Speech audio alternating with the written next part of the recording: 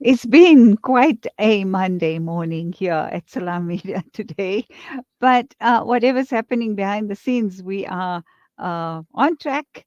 And it's been mainly about the programming, not the guests. We're very, very pleased to have our guests with us that have made the time to be with Mid Morning Talk on Salam Media with Najma Kota. This is the last half hour of this edition of Mid Morning Talk. And our very special guest, as I mentioned in the introduction, is Sister Razeena Docrat. She's the writer of column My Journey to Hijab and founder of Behind the Biz. Assalamu alaikum rahmatullah, Razeena. Wa alaikum assalam wa rahmatullahi wa barakatuh. It's such a pleasure to be with you on this channel. Alhamdulillah, it's well, likewise. Thank you for making the time for us, Jazakallah. Razeena, quickly give us a brief intro into yourself.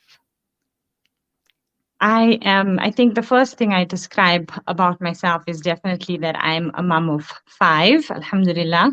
That's my biggest and most prioritized job. It's a 24/7, round the clock, unpaid job. Alhamdulillah, that is who I am. I am a niqabi. And like you said, I do write a column for the Muslim Woman magazine called My Journey to Hijab. And I do something on my social media, Rizzi_D, that's known as Behind the Business, where I assist businesses in just giving them a platform to chat about what they do. That's wonderful. So, where did the interest come on writing the column then? The column started in 2019. The inspiration definitely came from social media when I noticed a lot of influencers or people that I even looked up to on social media personally by myself started removing their hijab on their social media platforms and sort of trying to find justification onto why they were doing so. And this hurt me on a personal level to a point Mhm. where I just felt that if social media is the place where our youth is, where our kids are spending their time, and this is the narrative that they're reaching, Mhm. um, the positive narrative of hijab needs to also be shared. So I decided to start my journey to hijab, and the Muslim Woman magazine. I pitched the idea to them, and they loved it. And Alhamdulillah, we started in 2019. In 2022, however, with COVID, I did stop for a little while. Mhm. And then I started up again in 2022. And that also was again spurred up by a lot of hate around hijab. It was obviously the hijab ban in France Mhm. that started turning the wheel for me again. And then, of course, the poor lady in Iran that was murdered due to the hijab and, things like that. Hmm. Well, that's quite a controversy. She actually took her hijab off, so we are confronted with quite a dichotomy of how we view hijab. So I think this role that you're playing is extremely important. So tell us about World Hijab Day and how did that start, and why, in fact, do we have World Hijab Day? So, World Hijab Day isn't my concept, and inshallah, we will be hosting somebody to tell you all about it at our hijab high tea. So, I don't want to give too much away there, but I'll give bits and pieces of it. World Hijab Day was started off also to inspire people and just create more awareness around what hijab actually is. And the way people actually celebrate World Hijab Day is getting non Muslim women to try on the hijab for the day and share their experiences on what it felt like to spend the day as a Muslim woman dressed in hijab. Hmm. So why is the empowerment of adorning the hijab an important factor for Muslim women? There's so much of an importance around hijab. And, firstly, there's so many different ways that people look at it. A lot of Hmm. people say, it's my identity, it's a form of a uniform, just like a doctor would wear a coat or a fireman would wear his protective wear. It's, you identify them, you see them as that's the doctor, that's the fireman. And likewise, hijab is, yes, definitely a form of identification for a Muslim woman. That is one aspect. Hmm. Another aspect of it is the modesty and the humility that it creates. Modesty, obviously, because you hiding and protecting your beauty, and it creates a humbleness within yourself. But I think above and beyond that, Najma, is the fact that it is a duty. It's part of our faith. It's something that has been prescribed upon us, and every minute we are doing it, there's a reward for it, inshallah. Alhamdulillah. So, how can we encourage this noble act in the best way and not create a forceful presence as the world perceives it to be? I genuinely feel that it comes from the mother, and the mother is the person that builds up the love of hijab. If the mother is not following hijab, if the mother is struggling and showing distaste towards the hijab, that is what those children will believe, and that is how those children will grow up, finding hijab. I will not deny that in today's modern day life, it is difficult, and even with the best of intentions and the mothers with the most beautiful outlooks on hijab might struggle. It's creating the love within your home, number one, and also educating your child that we are different. We are not Mm. like the society that is out there.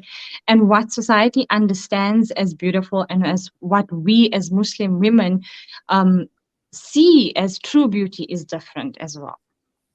Hmm.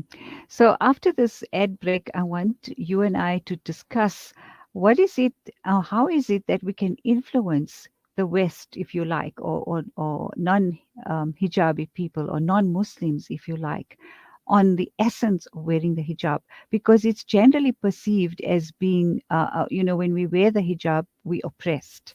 How do we change that narrative? Let's answer that question after the break.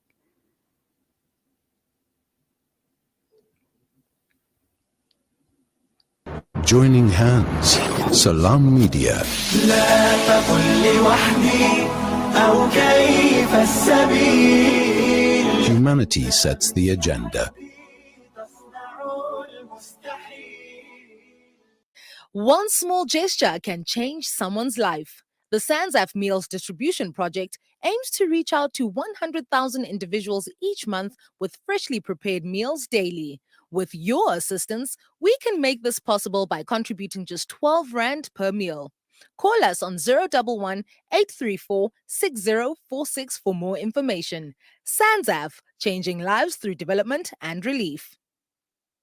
Online schooling? Why not? Kurtuba Online Academy is the leading global online Islamic school from grade R to matric, offering South African caps and international syllabus. And it doesn't stop there. We also offer online madrasa for every grade. For more information, visit www.kurtubaonline.co.za.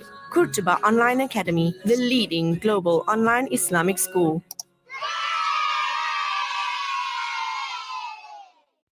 Listen to something fresh. If you listen to various statements from national level, province, particular regional and branch level, there's consistent tone of renewal. This clearly says to you that it's a contestation of leaders who not necessarily implement the renewed ANC, but actually would want to claim that are renewing the ANC. You have elderly who still are strong supporters of them, but you then have the emerging generation that believes in track record of a party in order for them to support them. So speak renewal, but you then have to that in particular thinking that, remember, we have much more of a younger than an elderly generation. Dr.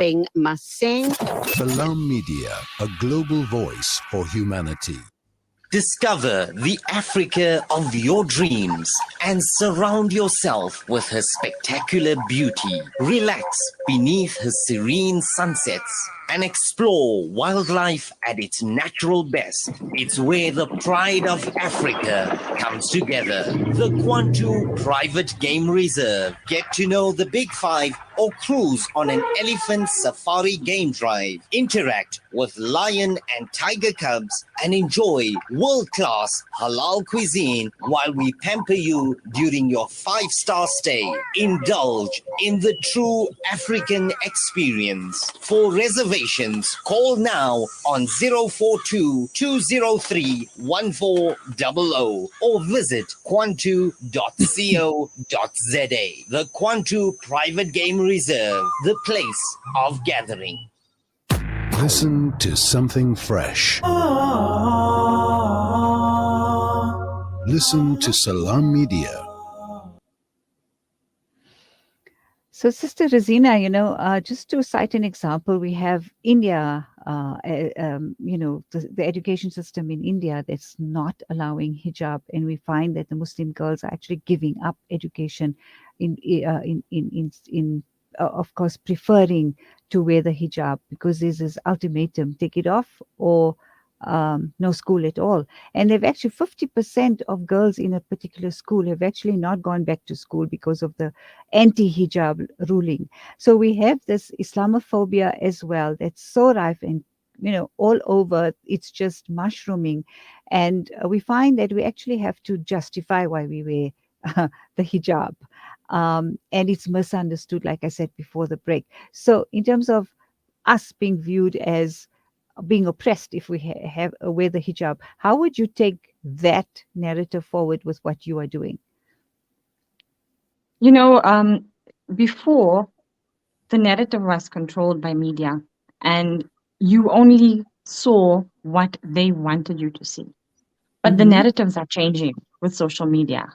Everybody is given a platform, and everybody can share on that platform, and everybody is given a voice using their platform. I think, with all that we are given, we need to use that for positive and to use it for good. The link of oppression, I think it's very much linked to the way people want to see and perceive a woman. If you can't see a woman, then you believe that that woman isn't worthy. And that is how the West link the worthiness. It's, a very idolized, materialistic way. And I think Deen and Islam gives you so much more than that. We are not just figures to be looked at. We have brains, we have abilities, we have talents, and all of that can be reflected on your social media platform. I think the West is, pushing for tolerance, pushing for, understanding. But when it comes to modesty, when it comes to Islam, it's not about tolerance. They're more of tolerating indecency than decency. It's about showing the narrative in a different way using your platform. Everybody has that platform, and you need to show that you are truly happy. And that, inshallah, will reach out there. The most beautiful, strongest women were covered women.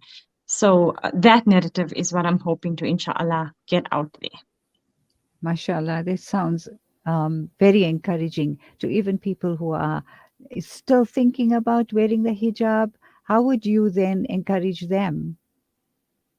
So, Najma, that is what our hijab high tea is all about, inshallah. So I'm extending an invitation to hijabis and non-hijabis, ladies that are, trying to find a reason to start. The journey to hijab shares these beautiful women, including Safira Kaka, Tasneem Saith, Dr. Zaira Baba, Saliha Bayat, Amara Bumkad. These are different women from different walks of life, radio presenters and doctors in aesthetic spaces. There's, a student.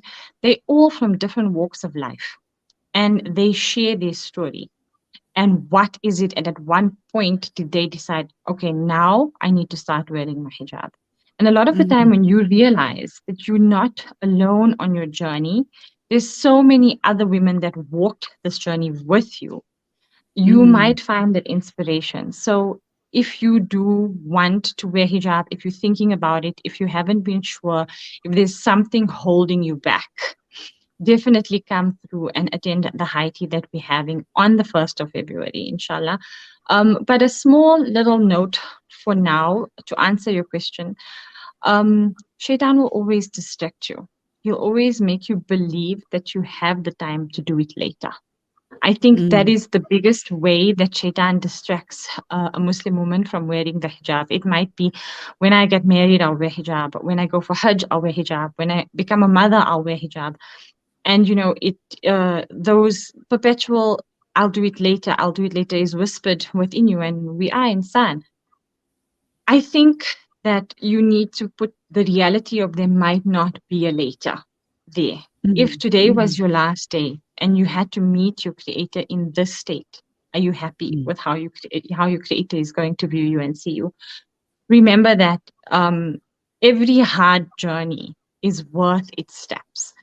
Anything worth a story will have a journey behind it that was difficult and hard. And that is obviously what gives you that reward. Every single day that you're wearing that hijab, you are getting rewarded for it. Every single moment you're feeling the heat, or it's difficult, or there's peer pressure, and you still holding on to that hijab, every second, not even every minute, every second of it is an angel writing for you a good deed. Alhamdulillah.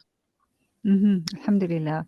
So I think a lot of Muslim women do understand the benefits. And, in your experience, what have you seen as their biggest challenge to actually move to full hijab, as it were? I think personally, my own hijab journey, I found more tricky to get my scarf on than the niqab, because with the scarf, you're still playing around with your clothing. And does the clothing work with your hijab? Can I still wear short sleeves and then my scarf? Can you wear short clothing? Can you wear tight clothing? So, it's a lot of the time with the clothing, I found it difficult matching your scarves. There were so many more challenges when it came to just starting with the basic headscarf and to just cover your hair. Whereas with my decision to start wearing niqab, which is covering your face, my whole entire wardrobe was changed into wearing, the modest Islamic clothing that we know as the abaya. And it opened up a whole new simplicity for me. And, you might see me as a niqab woman, but I'm actually very fashion orientated. I own a brand called What Ladies Love on Instagram, and we retail high fashion clothing. Fashion is important, and it was a major part of my life, still is a major part of my life, and that's never ever going to change. We love how we look. We want to look beautiful. And then Allah tells you this is how you need to look. And this is how you need to look if you want to be within my pleasure. So that is, I think, the focal point that makes you, change the mindset. A very, very misconstrued concept is that Muslim women don't dress up. But in actual fact, we should be dressing up when we are in the comforts of our home, around our mahrams. Mahram is just basically either men that you are married to, or men that you can't marry, as in your brother, your father, your son, etc. So you are allowed to dress up. You're allowed to do your hair. You're allowed to feel beautiful and look beautiful. And when it comes to doing this for your spouse, it's even encouraged, and there's further reward for that. Alhamdulillah. Look at our deen. Alhamdulillah. When you talk about, the challenge of wearing a headscarf and then still keeping up with the trends or fashion or whatever, one finds that who's the person that stands out for me is, I don't remember her name, but she's an Australian parliamentarian that's come up with her hijab and the first time that a Muslim woman wearing a hijab is an Australian MP. And if I remember correctly, her words were, why should, it must become a norm. Why is she being highlighted as being the hijabi dressed woman in a Western parliament? So that's, I think, what we need to shift away from. That it's not unusual to be wearing a hijab. So I think that also the complex around wearing a headscarf is also what the younger generation struggles with. Absolutely, 100%. I agree. I think we've actually lost touch with hijabis, so much so that a hijabi is actually recognized as something different. Whereas, in the time of the Sahaba, in the time of the believers, that was the norm. So to see a Muslim woman in hijab is the normality. Whereas today, sorry about that. Oh no, I love it Just a actually. small moment. You said your Just a small moment priority are with your movement. babies. It's fine. Yeah. I'm gonna tease my Fatima. She also made it on Salam Media today. That's right. Yeah. So It's again the normality. And I love how she said it shouldn't be a normality. And it makes me think of the hadith to the effect where it says, Islam started off as something strange and it will return to something strange. So glory be to the strangers. So if you look at that Subhanallah. hadith, when it started off in the Arabian Peninsula, the belief system was very, very far off when Rasulullah Sallallahu Alaihi Wasallam was given his nabuwa. And if we look at what it was, the concept of Islam then was strange for those people. It was strange to the Sahaba.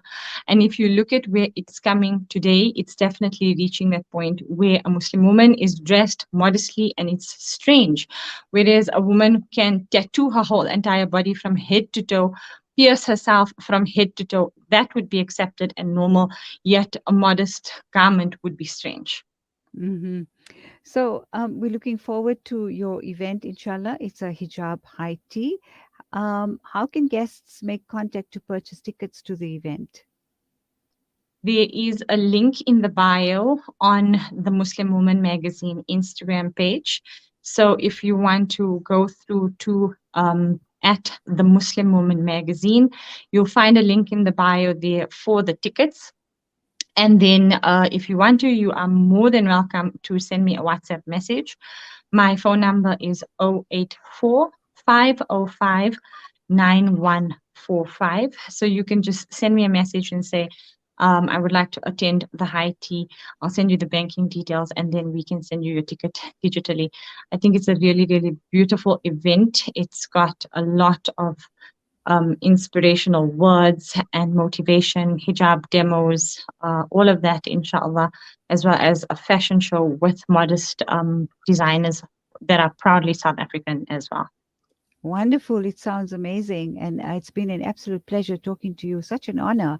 You're doing a wonderful job in everything that you do, especially as a mum, because I know what that's like.